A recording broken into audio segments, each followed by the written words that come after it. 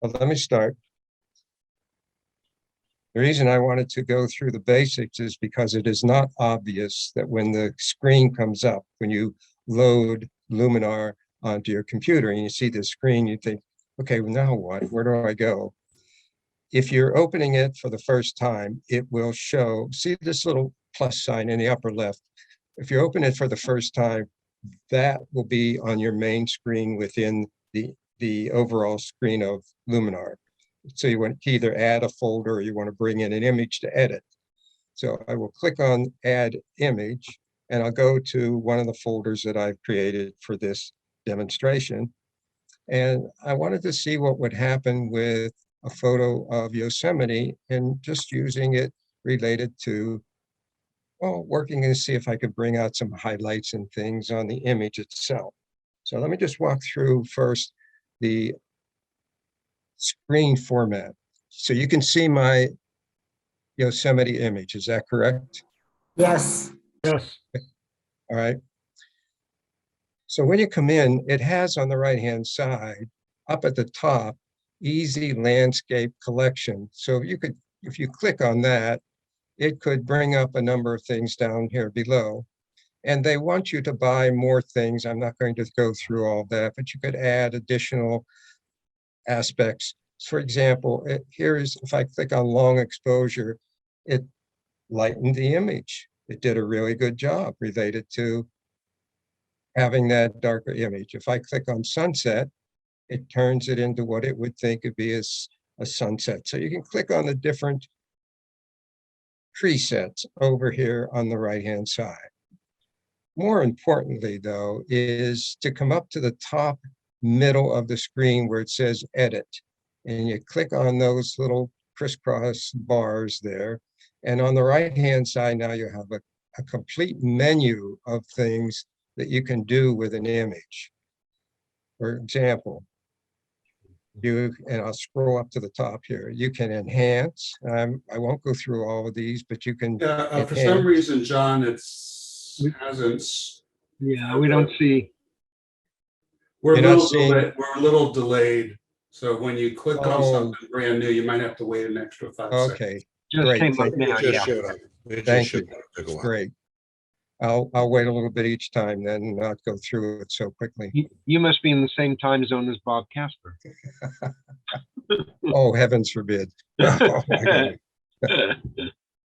Oh, if I click on the name, Enhance, there's a drop down.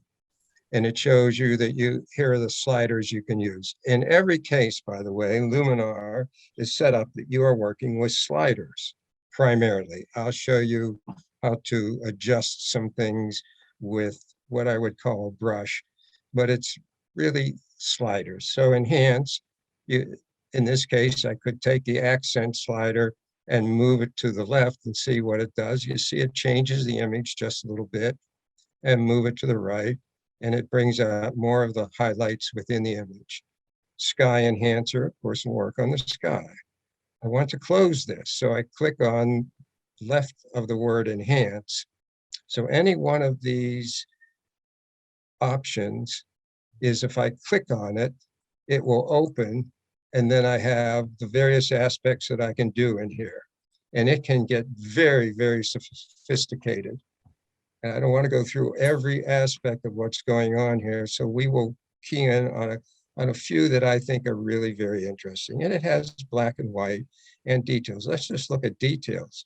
It says details. Now you can improve the small details or the medium-sized details or large details.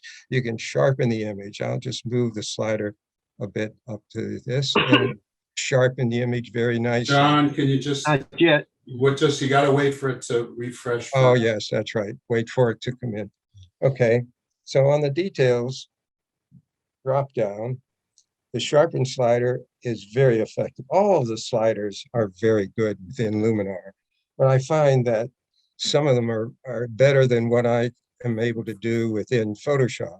Not as good as what I can do in Topaz, but I think they're improving all of this within Luminar also.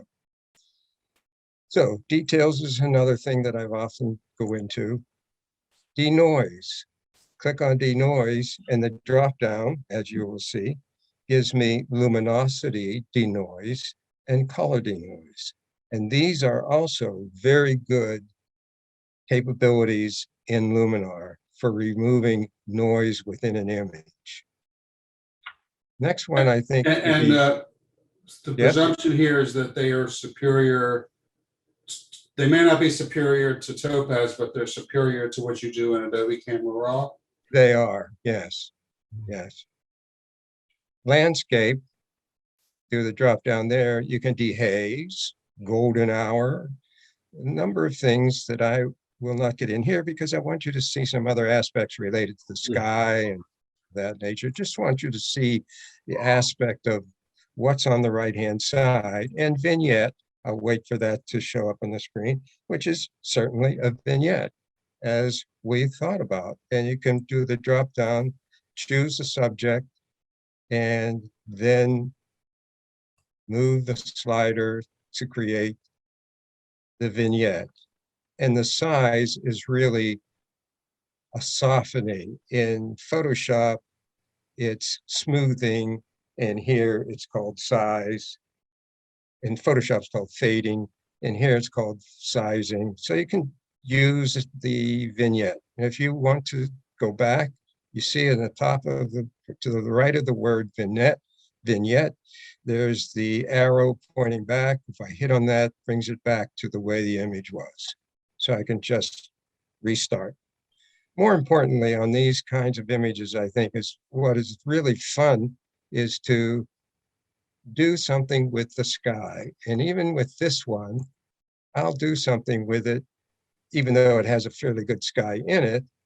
When I click on the word sky, it opens up with, it says for this photo, and then sky selection. When if I click on sky selection, Hold on, John. John, gotta go slower. I'll wait, but just so you know, if you click on sky selection and bring up a number of skies, and you can get more. You'll see at the bottom, it says get more. Now they want you Can I ask you, John?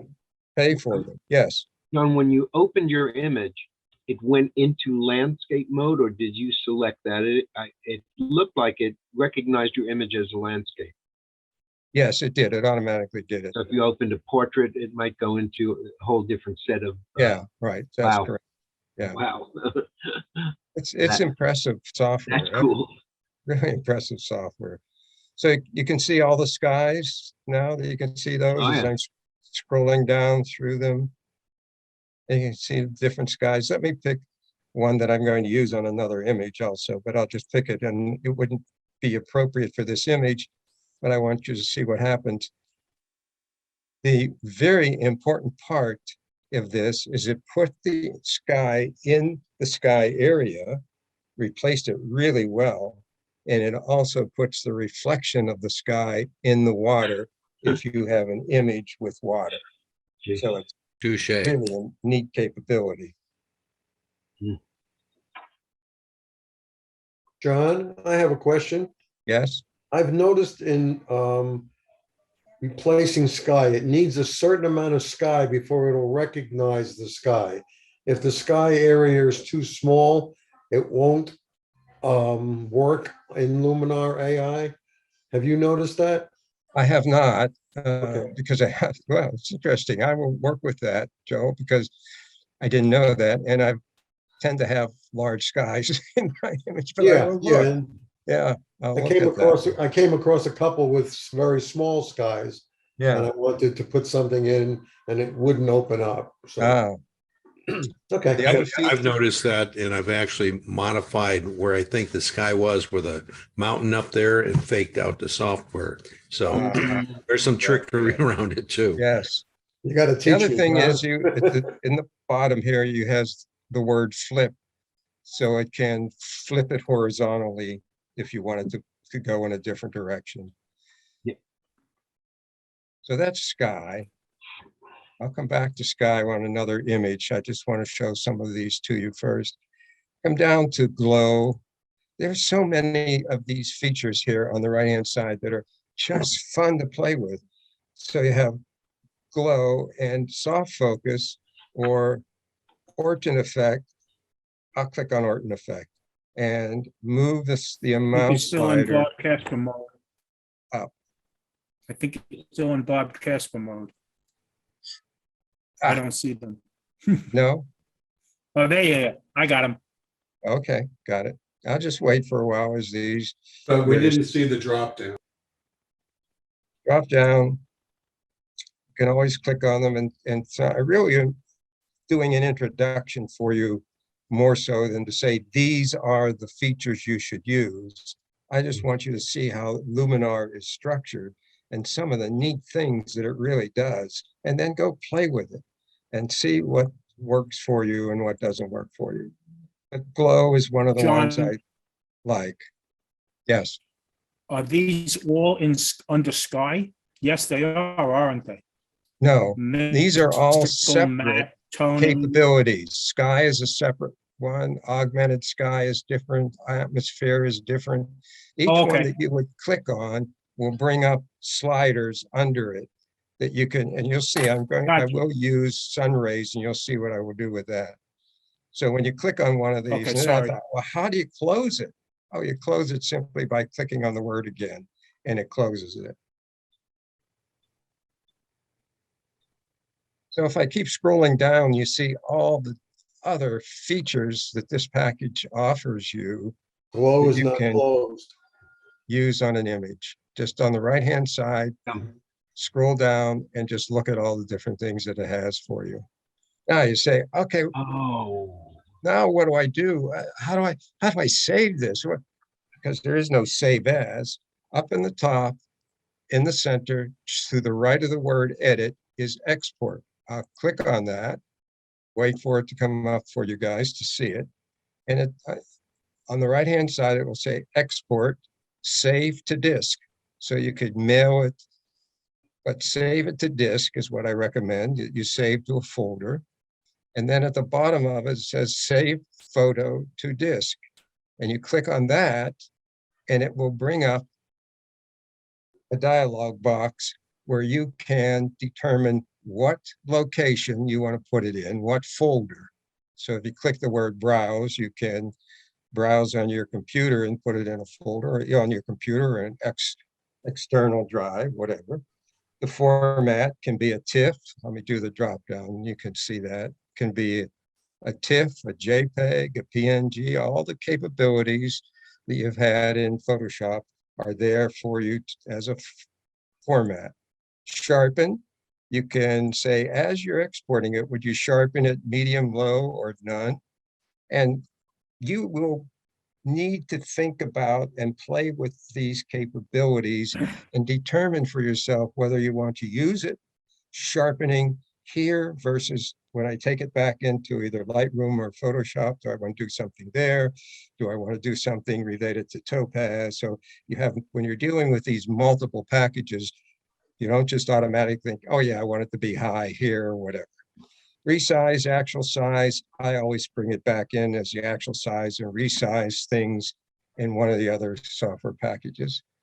Color space, the best is to use it as Adobe RGB. Pro Photo RGB is a broader color space than Adobe RGB, but is not supported yet by a lot of packages. sRGB is a very much smaller color space than Adobe RGB. And if you're using your images and sending them to where they will just be on a monitor or things like that, then you could use sRGB. But why even make the distinction? Use Adobe RGB, which is a good quality, and it doesn't add a lot of pixels to your image. Do depth, I always do them as 16, and resolution, I put in 360 because 360 is best for printing. I do a lot of printing, so I want to save my image as capability best resolution, 360. Most of the printers now will handle 360. Earlier it was 300, but now most of them handle 360. Then you click the word export. And when you click that, it will put it where you said you wanted to put it. And you'll see in the upper part of the screen, you see the highlight going across, it's taking it it's time to do that. I won't go through the whole thing, but you can see how you export, save, and then you do the things you need to do for saving your image based on the features you want in it. Now, down at the bottom of the screen, you think, oh, now how do I get out of here? Well, you could go back to edit. And if you go back to edit, I will. John, will Control 0 do the same as in Photoshop and fill the screen with your image? Well, I'll try it. No, no, it Oh. doesn't. Well, maybe it did. Maybe it did. John, can you save it back? John, can you save it back into Lightroom? Yes, you can save this into, well, you don't go back and forth to Lightroom unless you have this in there as a plugin. Okay. But what you would be doing is saving it to a folder that you're going to use within Lightroom. Now, after you've done a number of images, down at the bottom, you'll see the little thumbnail sketch of this image, and they will start accumulating down here of the ones that you bring in and work on. So you say, wow, what do I do? And well, how do I get rid of it? I don't want it in here. Well, if you left click on the image down at the bottom, you get the options. You can do adjustments, you can move to trash, you can whatever. So I don't want to keep this in here for now. I'm just using it as a demonstration. So I will move it to trash. And if you don't do that, you'll find that there is a folder on your hard drive for Luminar, and it'll have Luminar catalog. And in that catalog, in fact, at the top of the screen here, you see catalog. You can create a catalog folder. And when you create that catalog folder here, when you click on that and put it on your external drive or your internal drive, that's where it will save the enhanced images when you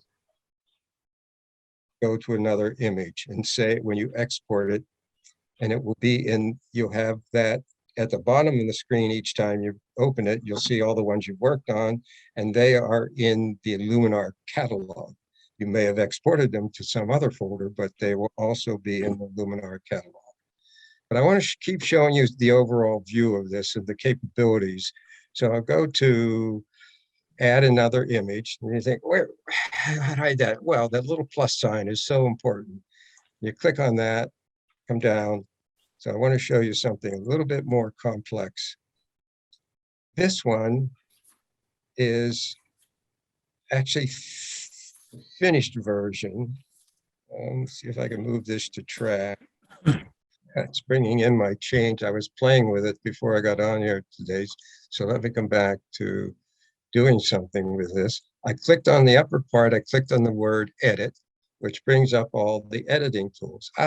By the way, if I have my cursor on the image and use the scroll knob on my mouse, it brings it up and down. So if I want to minimize it, use the scroll image. If I want to zoom in, use the scroll image. And you see it has in there a plus sign, which means I'm going up or down on the image. Now, coming over here again to the edits, come down to sky, and I had these skies, and I did put that sky in there. It was very plain. I added that sky. I want to do, if I can remove it for you, show custom size. I thought it would just remove it when I played with it before. All skies, but you see under all skies, all the different types of skies that you can have in here, and you can have brighter ones, galaxy, even galaxy skies, starry night skies, wonderful capability, custom clouds. There's the one that I was using. If I change this, I pick this sky, it will change the image, of course.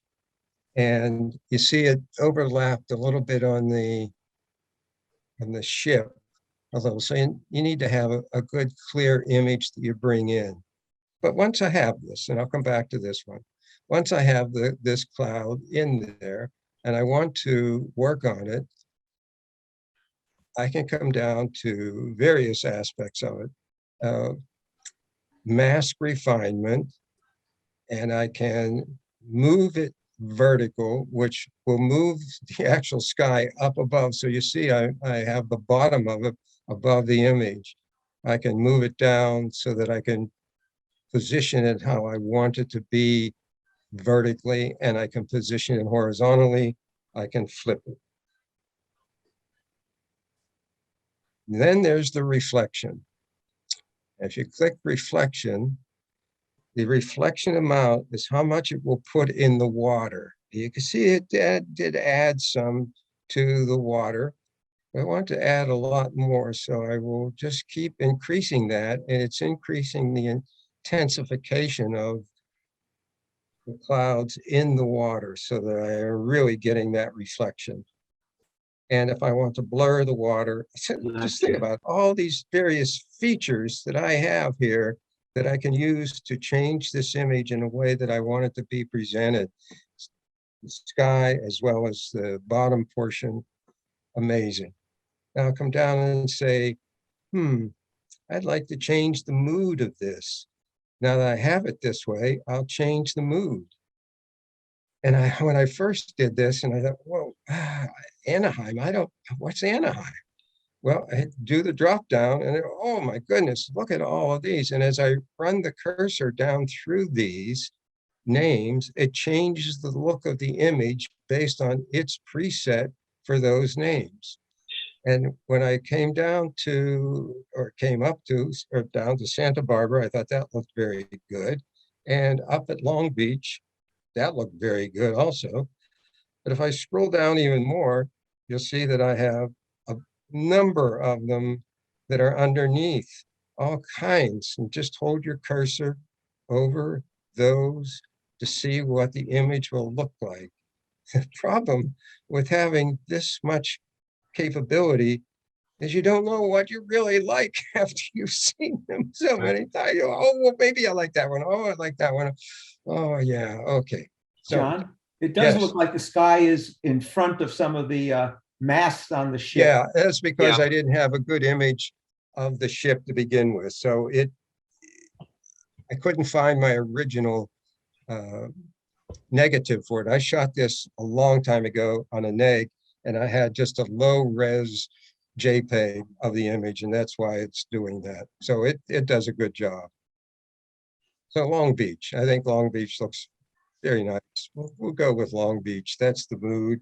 And you can see it has the amount. So you can increase the amount of effect that you want on that image for that particular mood. And do you want contrast? If you want more contrast in the image or less, and more saturation. So it just really does an I don't think we see those additional sliders. No, well, you do the drop I didn't bring down. that. Okay. Yeah, when you do the drop down next to the word Long Beach, it will come up with, well, it shows you all the different ones that are there. And when you pick on one of them, it comes up with those sliders underneath it. So that you can change that particular Right. mood Right. by moving those sliders. Well, look at this image, what we've done just by playing with this image. It's amazing what you can do with it. And if I space down even farther, you see there are all kinds of other capabilities that can be done, but maybe not related to this particular image, because portrait bokeh would be for a portrait, not this particular, but you can try them. And I'm going to do one with sun rays. I'll bring in another image and show that to you because I like working with the sun rays. It's very easy. There are so many capabilities, and there are lots of very good videos available on YouTube related to the capabilities. So come down into the lower right corner. I will right click on the image. I want to remove it to trash or keep them or remove from single image edits. I'll try that one, but I want to usually keep my images there so that I can just click on them and redo some additional things on them. But I wanted to show you another aspect of what can be done with these capabilities. In this case, we'll play with having some aspects of the mood. Oh, you see, I already had played with this one earlier. See, the same sky is in this one, so we'll do a different one. Okay, shot this out in Bisty Wilderness, and I thought well, it might be neat to see what can be done with the sky. So here's the image. Oh, by the way, again, on the right-hand side, you can see, you can click on these various presets that they have to adjust, or come up to the top and click on the word edit, and then you bring up all those other editing capabilities that are available for the image. So come back up here, and it won't be adding light rays to this one because I've already had them there. I shot it that way. But let's see what happens by adding a sky to this one. Come down to sky. And let's see what sky might, oh, maybe this, well, before I go there, look at the various skies. Bright sky, dramatic sky, let's see, starry night, sunset. Let's try sunset. So here are the sunset skies. Let's try one of these. No, you notice the one I'm clicking on in the upper right when your screen comes up, it has a little cart next to it. If I try to use that one, it wants me to buy that one because it's not just distributed with the package. But I'll click one that is already part of the package and I put it in, and it's worked okay, but not great with where the sunset was, the sunbeam, the sun rays that I had in there. So that didn't work out that well, but maybe I can adjust it some. So come down to vertical positioning. Oh, let's try horizontal positioning and see if I can do anything to change that. Yes, you see, by changing that some, the sunburst that I had automatically in there is working okay that way. And then come down again to some of the other sliders. I don't need reflection, of course, but I'll come down to mood, click on mood, and change, well, again, it says which lookup table, LUT means lookup table. Which one do you want? And I'll just hold my cursor over the names and see what the name change does for my image, of whether I like that or not. In fact, Santa Barbara looks pretty good, but let's scroll down and look at some of these others.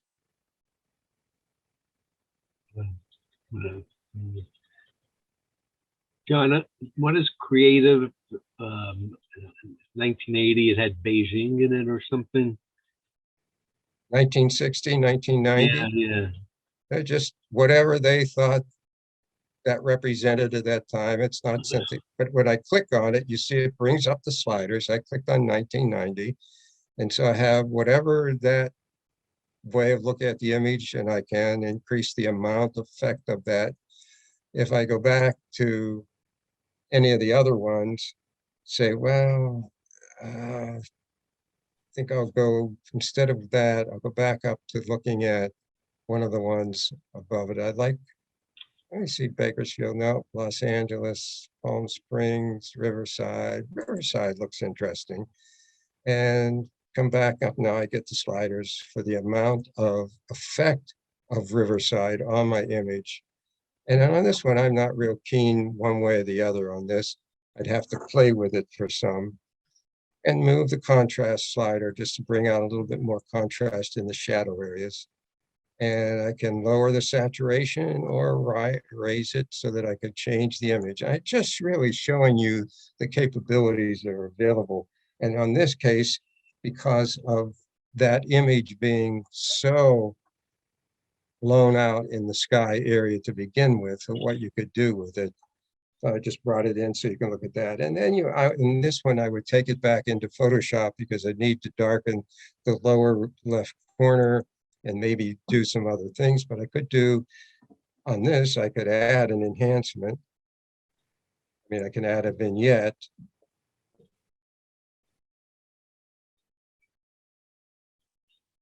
To darken the edges some. The size of it. So just play with things. And you see up to the John? right-hand side of the word vignette that it has the backward arrow. So if you click that, you undo what you've been doing on that particular capability. Let's show you John? another. Yes, So basically, from what I'm getting from this is that Luminar is a ton of presets. yes, And that's right. you can get to the preset, you get to the preset, and then from that preset, you can adjust it from there. But it's giving you all these automatic options that you don't have to play with in That's right. Adobe Camera Raw. Yes, in fact, good point. And you may have noticed that in Adobe Camera Raw, Adobe has begun to add a lot of presets there also. There's a capability that you click that and you see the different presets, and some are for sky, some are for, so that the packages are becoming very similar, Find that. and they are mostly point and click and see what happens rather than the sophisticated level of what you have to do in Photoshop with some of the tools and the brushes and the Yeah, paintbrush. that's great. Yes, indeed, it is. So Wow. let me, again, come down on this image and I'll right click on it. I don't want, well, I'll leave it in here so that you can see what happens when we bring in the next image. So I go up to the top and click on the plus sign. I'll add another image. Let's play with. John, you're just getting these images from your computer, correct? Say again? I said you're just getting these images from where you keep them on your computer, correct? Yes, that's right. Okay. I have this image. Let's see what we can do with it. Rather than, again, these presets on the right-hand side, I will come up to the edit. Just tend to like to use all the different edit capabilities that they have in here. And so I would come over to the right-hand side here and do a number of things. Let's just click on Enhance and see what accent does to this image. So as I move it there, look at the difference in the shadow areas. This is why I say you really need We're to not play near with it. you yet. We're All not right, up to you I'll yet. wait. Yeah, I got it. So I'll wait, but I want you to see that you can't just think, oh, this opens the shadows. You need to play with these to see what these various presets do for you. And because in this case, the enhance, I would not have thought that meant open the shadow areas, but that's what it does. So enhance, accent, open the shadow areas. I don't even know what it'll do with sky enhancer. So let's just move that and say, oh, it's darkened the sky as a gradient coming down. So if you look at this now, it's coming down. I'll wait for you to see that, and then I'll go backward so that you won't see any of the, so you see the shadow areas, you see the sky, it's a little darker at the top and then lighter as it comes down. Come back and click the reset tool, and now you can see where the image is now. So it's very easy for these enhancements to work very nicely. Well, let's do a sky on this one. Maybe before I do that, click on structure. You can see what I'm doing in a sense is, I decide what I'm going to do as I'm scrolling down and see the word and think, oh yeah, okay, let me try that one. So then I move that and sharpen it up a little bit. boy, it did a very good job on sharpening. So I'll wait for you to see that. I'll close that by clicking on the word structure and scroll down to sky. Click on the word sky and click on the word sky selection. And I'll click on the word sunset, because then I get all the different ones that I might want to use. And I'll use dramatic sky. Let's try dramatic sky. And it brings up a number of these. They're okay. Let me try dramatic sunset. That's what we had picked up before. Okay, we'll pick up one from here. So I click on that and I'll wait for that to come in for you.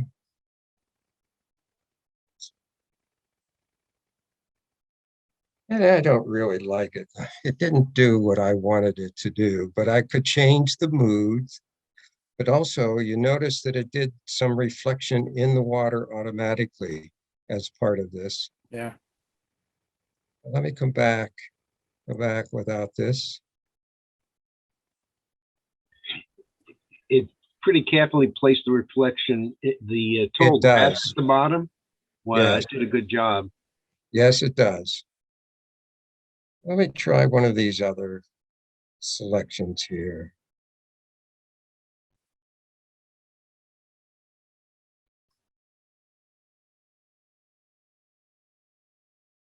Be careful when you're selecting that you're selecting something that will work horizontally, and you then may want to bring verticals in. I'll take this one. That's interesting. Try a different one. Click on another one.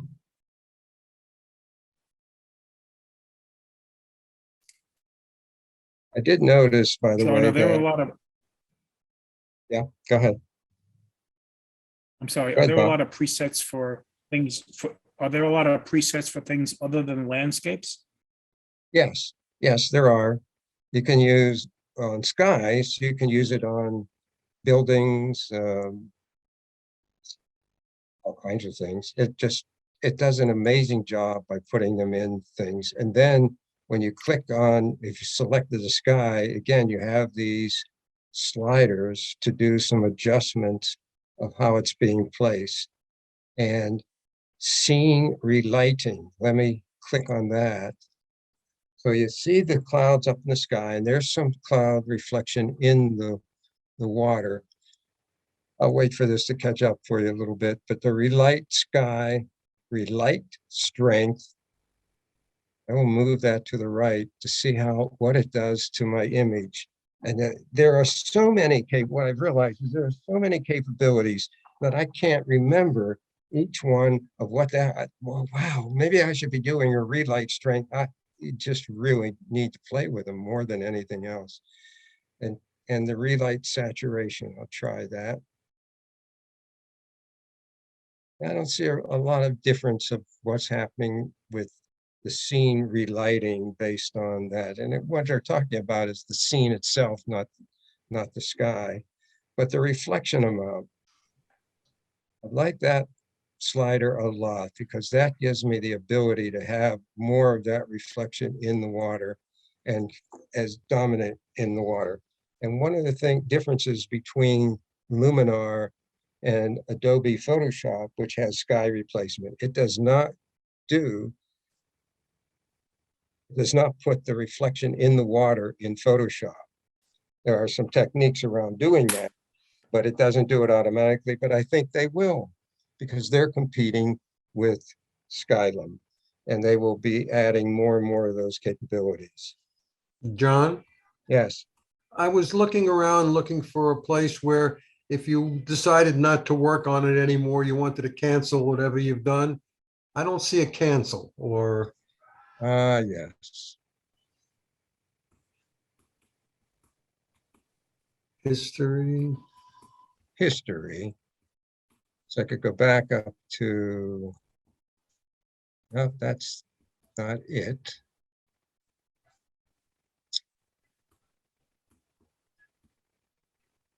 The bottom says original image. That's it. That's it. Now you go, that takes you all the way back. Yes. And how do you get, and how do you leave here?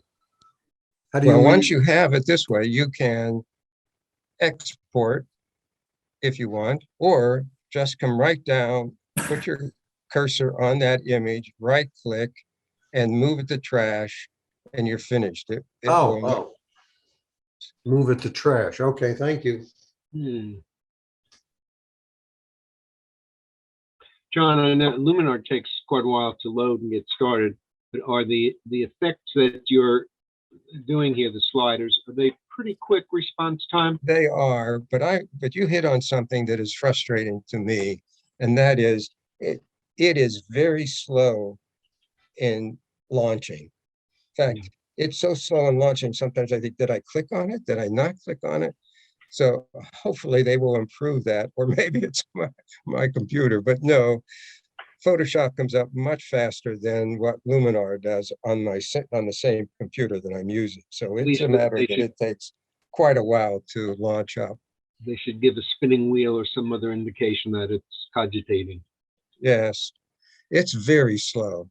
There's sometimes I go back and forth, right? Wait. Did I click on it? No, yes. Oh, yeah, I did. Oh, okay, it'll get there. It'll get there.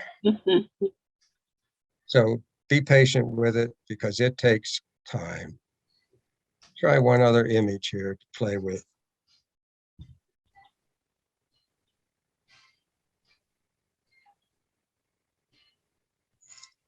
Yes.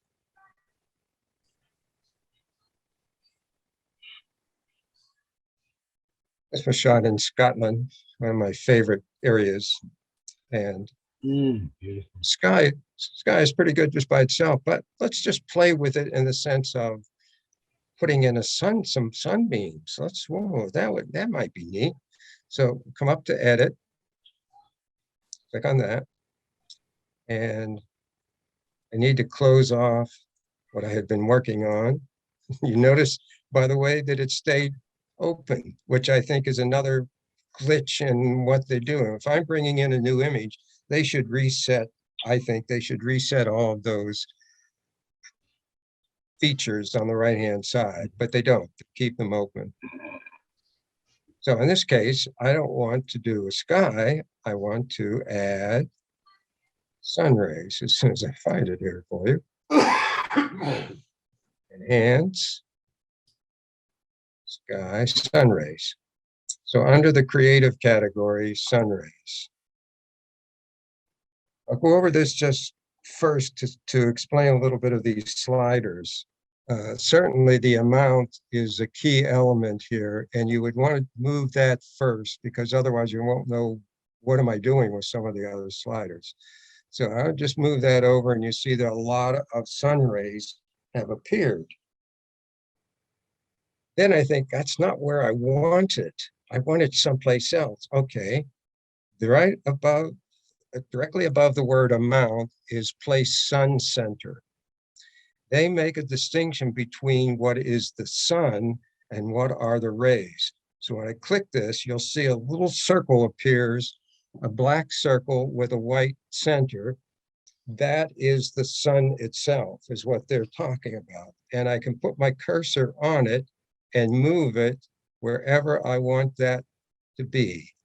Now, in this case, I want it to be relatively in the same location, but I don't want the bright area of the sun. I want it out of it. So I could move it above, outside of the image, and the rays will still be there, and I won't be dealing with the circle. But I want to explain that also.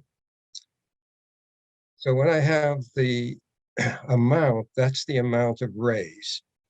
And so coming on down, you see sun settings. And if I do the drop down next to that, that's affecting that area where the circle is. So I can make that a smaller sun so that I actually could have the sun right there, but not see it. Or I can make it larger and it's much brighter area, and I'm emphasizing the sun. So you can play with the sun radius. I usually like it very low because I don't want the sun to be a bright area without pixels. But the sun glow, so you can change the glow of it, sun glow amount, you can change, so you're dealing with just the sun and not the rays. I'll close that, and I have open the rays settings.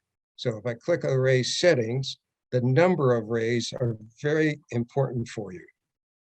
If I move that to the right, you notice what it's doing, which I don't like, is that it rotates them. And it's not just adding more rays, it's in a sense bringing the number of rays into my image. So if I move it to the left, there are fewer rays in the image. Move it to the right, I get more rays. So I'll right now do it at this level. And I really hope that what they'll add is a slider for placing the rays, because the only way I can place the rays of where I want them is to be increasing the number of them, and then I'll show you what I do to it.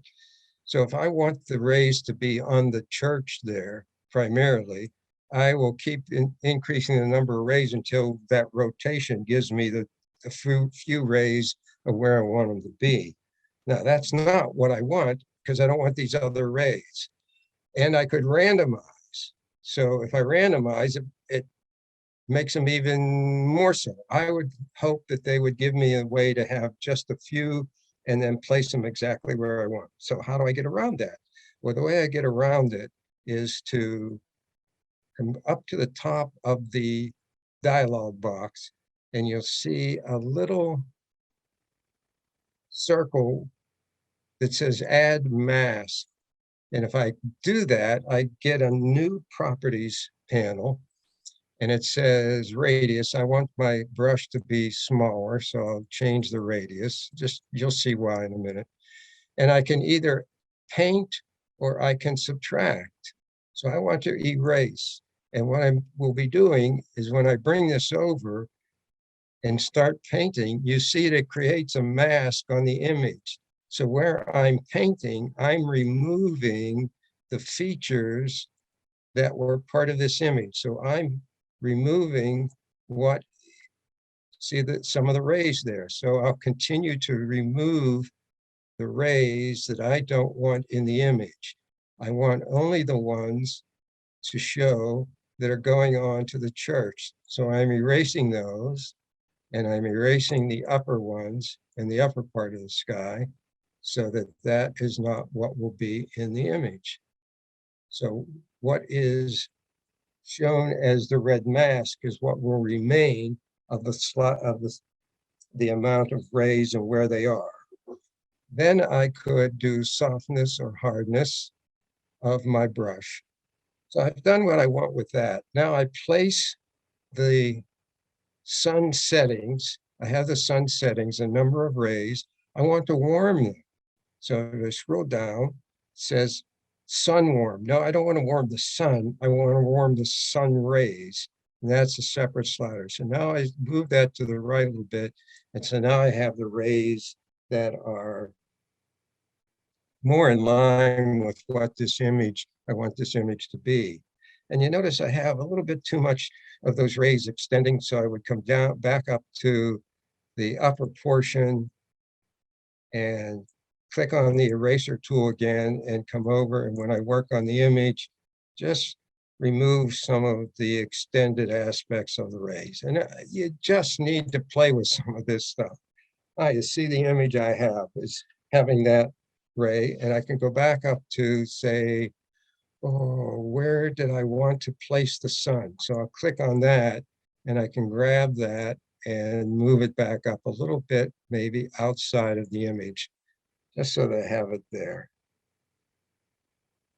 So now I have some sun rays, and I have a limited number of them, and they're pointing exactly where I want them to be, and they are warmer because I came over to the sun rays warm.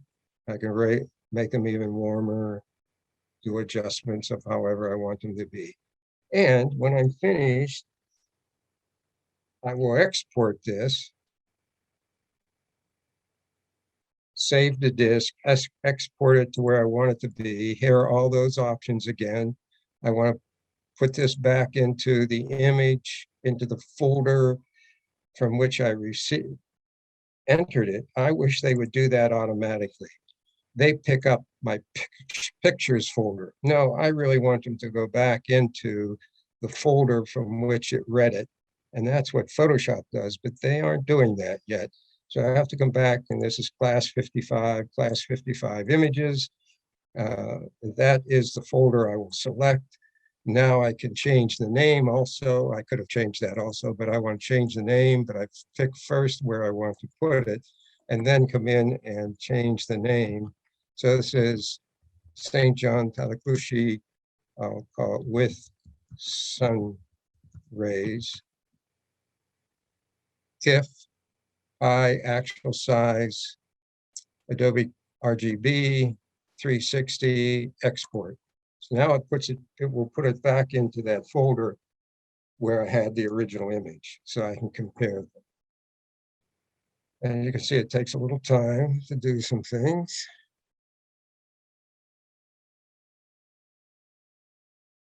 Wants me to reorder. No, I'm not doing any of this. Stop it.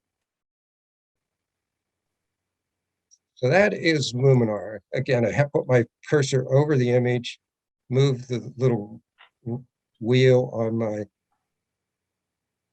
mouse, and I can zoom in, come back out on the image. I've been using the light ray thing because I really like the effect that gives me. It makes the image very artistic, but that's just personal preference. Any questions before we go? John, does Luminar create layers, and or does it enlarge your file when you save it? It does enlarge it. Good question about, hold on.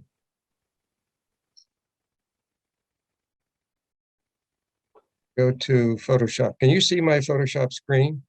I mean, my bridge? Not No. yet. No? Okay, hold on.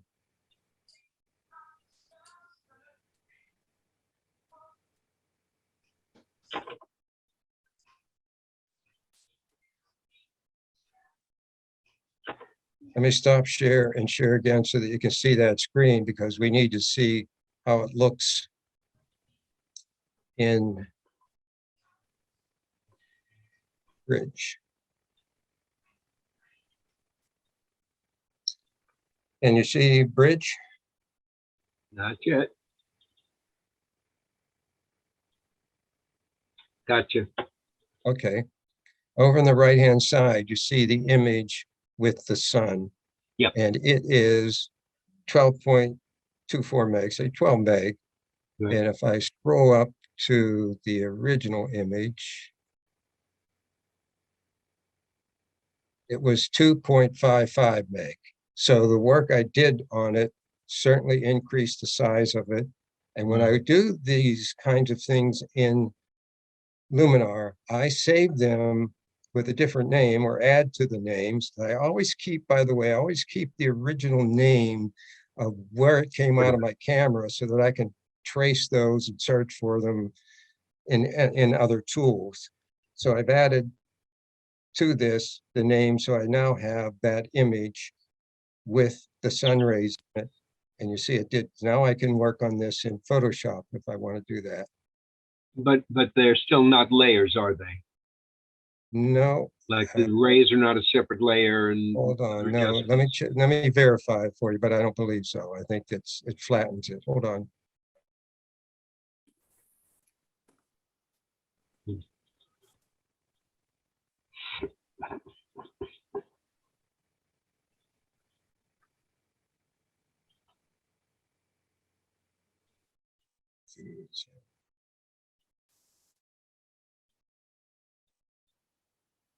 I'm taking it into Photoshop so that I can see if it has just a single layer. And it's taking a little time to get that in there. I will tell you that if you had launched Luminar from Photoshop and you had started out and it was a smart object, Yes, then everything that you did in Luminar would have been contained in that smart object. And if you had then gone and further made additional adjustments in Photoshop and wanted, yes, wanted to go back Yeah. to Luminar and have those settings that you had at the time you left, because you had made it a smart object, they would all be there. that's a great idea. That is great comment. Did it have multiple layers or just a single image when it brought it in? We still see bridge. Yeah. Let me just open this again.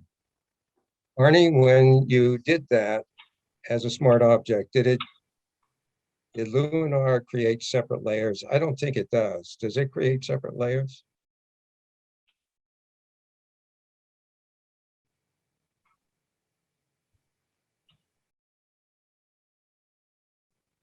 Must have lost Arnie. No, it's a single layer. And I'll have to try it with smart object capability.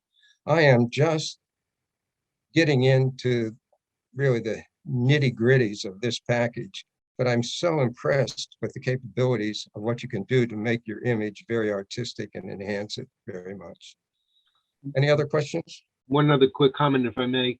Luminar is one package, one price, whereas Topaz, which has a lot of great functions, are 8 or 10 separate packages that you buy individually. So it the cost can add up seriously.